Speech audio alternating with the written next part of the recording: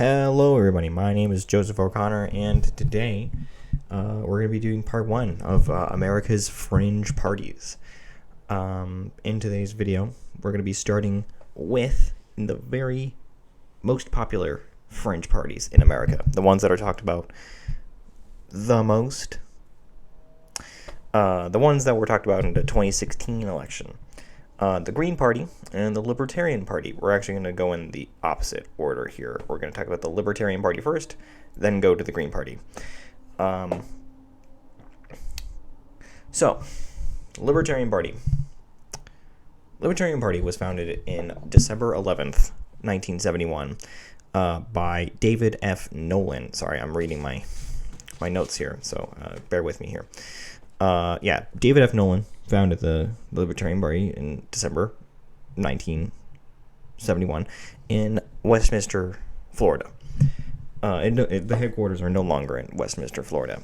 They are now in Alexandria, Virginia.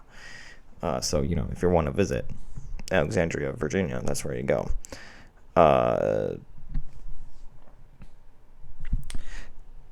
Libertarians, first election that they ever took part in was in 1972 presidential election, and their presidential candidate was a man named John Hoppers. John Hoppers did very poorly. He got less than 1% of the vote. Did not go very well for him, which is what usually happens with parties that are new. They don't even have the modern on the Wikipedia page. They have a statistic where they show how many members they have, and they don't even have 1 million members. So they have 652,261 members as of right now, as of currently 2021. That's how many members they have currently. You don't even have 1 million members. What's going on? Your party existed for December this year 50 years, and you don't even have 1 million members. Okay. They have never won anything really. I don't know of any elections in recent years that they have won, and the best showing that they've ever got was in 2016. And they still didn't do very good. I remember that this year with Jo Jorgensen, who was the current presidential candidate for the Libertarian Party, she got 8%. Nationwide, so didn't do very good. Libertarians believe in their ideology is obviously libertarianism. How funny is that?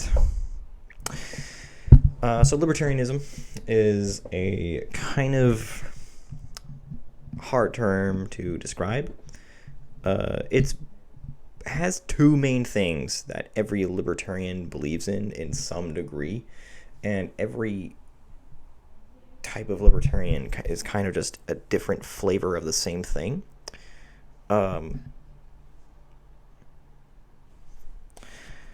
most libertarians are some flavor of capitalist and some flavor of anti-big government, and they're ranging anywhere in there. So you can have a libertarian who is just kind of just pro-capitalist in general, and it's just what, cut back on the taxes a little bit and we're fine, right? And that you can have that, or you can have an anarcho-capitalist that believes in the idea that the government should not exist and that the market should control the world, right? And you should and businesses should act as government. Someone is beeping outside my house. So economically capitalist and anti-big government. But when it comes to cultural stuff, it really depends on the person, right? I have personally, I know one of my friends is a libertarian, calls himself a centrist, but he's not really a centrist at all. He's more of a libertarian. He is LGBT, and that's something that really depends on the person, right? You can have a libertarian like him who is LGBT and could be, he's not racist, and I don't know what his stance on marijuana is or anything like that. But you can have someone like that, or you could have someone who is a member of the Ku Klux Klan and be a libertarian, So it really depends on the person, right? It really depends on the person for libertarianism. And we're going to move forward. We're going to get past the Ku Klux Klan. And we're going to talk about the Green Party. Green Party of America is a lot younger, about 30 years younger. The Green Party of America, the modern one, at least, was founded in April 2001. There's no exact date. It's just April 2001. I don't know why they didn't put an exact date there. See, inconsistency is going to be a theme here because there's no consistency anywhere. So the reason that the Green Party is so young is because it was formed, the National Green Party was formed in 2001 as a combination of a bunch of state Green parties coming together. So there's not one person that was the leader of the Green Party,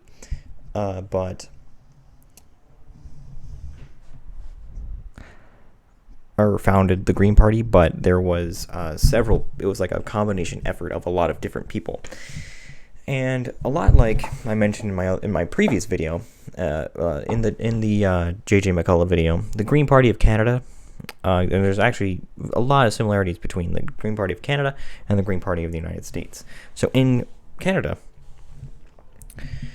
they've evolved from a single issue environmentalist party into kind of a conspiracy theorist party, right? Some party even further left than the left-wing parties of the mainstream. And that's exactly the same thing as what goes on in the Green Party of America. But, they're not really that left. It's the only left-wing consistency that they have is environmentalism. That's it. Other than that, it's really variable. And they're very they're full of conspiracy theorists. 9/11 denialists and, 9/11 truthers, I mean to say. And, sometimes even Holocaust deniers and stuff like that. It's horrible, right? So the Green Party of America is not exactly a very good thing, but it really depends on person to person, right? So back in 2016, the presidential candidate was very much like that, but now I haven't done a whole lot of research on the guy, but I think that the modern Green Party candidate for president isn't like that. I think he's trying to turn the party around, bring it back to what it used to be, and bring it back to being a left-wing, single-issue environmentalism party issue thing. So let's go continue there. So we have the headquarters. The headquarters for the Green Party, the current one, are in Tacoma Park, Maryland. And that's actually very interesting. So we have Virginia, Alexandria, Virginia for the Libertarian Party, and the Green Party is in Tacoma Park, Maryland. They're right next to each other. How coincidences work. And I would imagine that the first presidential election that the party took place in would have been the 2004 presidential election, right? You would think that. But no, actually, the first one listed on the Wikipedia page was in 1996. What? That makes no sense to me. How does that work? How do you become a party in 2001, but you run for president in 1996? That doesn't make sense to me. So, yeah. Inconsistency is going to be a theme here. So, and, that's about it for the Green Party and the Libertarian Party. next time around, we're going to get into the real Fringe. This time was basically just like the normie Fringe. The Libertarian, the Green, everyone knows about those guys.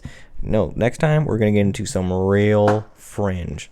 Also, I'm going to have to start looking into the camera, because I just realized I was just looking at myself the whole time. Wow. I'm going to have to put like a thing here, so I can't see myself, and I'm just looking right into the camera.